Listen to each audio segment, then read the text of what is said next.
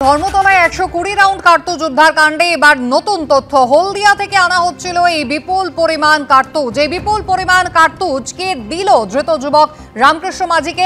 সরাসরি চলে যাব, আমাদের প্রতিনিধি আবির দত্ত রয়েছেন আমাদের সঙ্গে। আবির, কোথা থেকে মূলত এই কার্তুজ আসছিল, কি উদ্দেশ্যে পাচার করা হচ্ছিল, এর পিছনে কারাই বা জড়িত রয়েছে, প্রাথমিকভাবে কি জানা যাচ্ছে?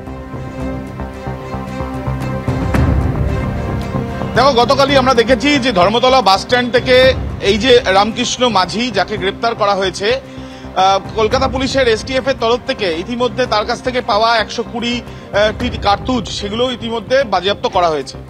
যেটা তদন্তকারীরা প্রাথমিক তদন্তে জানতে পারছেন যে হলদিয়ার দিক থেকে সে নিয়ে আসছিল, সেখান থেকেই তার হাতে কেউ এই এত সংখ্যায় গুলি তুলে দিয়েছিল, যেটা সে লুকিয়ে বাসে করে নিয়ে এসে কলকাতায় নিয়ে আসার পর তারপরে পরবর্তী যা সিদ্ধান্ত ছিল সেই অনুযায়ী বা তাদের যারা দিয়েছিল গুলি তাদের যা নির্দেশ সেই অনুযায়ী সেই গুলি হয়তো অন্য কারোর হাতে সে তুলে দিত। এখনো পর্যন্ত এইটা তারা তদন্তে জানতে পারলেও প্রাথমিক তদন্তে আরো তথ্য তারা অনুসন্ধান করার চেষ্টা চালাচ্ছেন।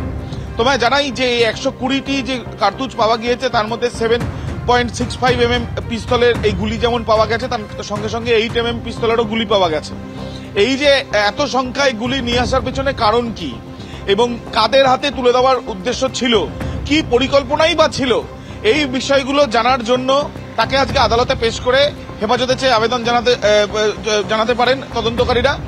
এবং এসটিএফ এর তরফ থেকে যেটা জানানো হচ্ছে, যেটা সূত্র মারফত আমরা জানতে পারছি যে হলদিয়ার দিক থেকে এই গুলিগুলো সে হাতে পায় এবং তার কাছ থেকে টিকিট পাওয়া গেছে যেটা মেছেদার, এবং তার সঙ্গে ধর্মতলা বাস স্ট্যান্ডে সে বাসে করে, সরকারি বাসে করে এসে সেখান থেকে নেবে তারপর অন্য জায়গায় যাওয়ার ছিল।